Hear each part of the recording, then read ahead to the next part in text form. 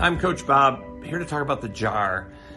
On social media, I've seen and people have been texting me, I think it's from Mark Twain, talking about there's a jar of ants and there's 100 red ones and 100 black ones, and they're fine. They're coexisting.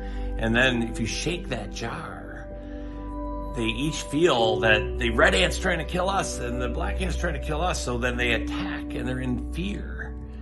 And then there's a lot of killing and probably not a lot of joy there. And so what I heard the message is, who's shaking the jar and creating that fear and that separateness? And so I've realized that for the last couple of years, not as much lately, but I was trying to attack the person shaking the jar, even if I don't really know who that is. And what I'm realizing, there's no one really shaking the jar. It's the chatter coming in from the outside that can put me in fear, and that constant message that the jar is being shaken. And what I've realized is there is no jar. There is no spoon.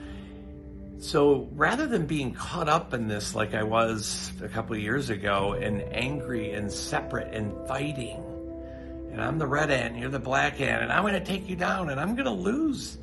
And I did lose, and I suffered through some things. And so to come out of that and say, okay, well, not that I'm going to let the person shaking the jar or the community person shaking the jar win.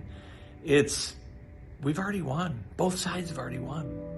We're here right now. We've had the past. We were in fear.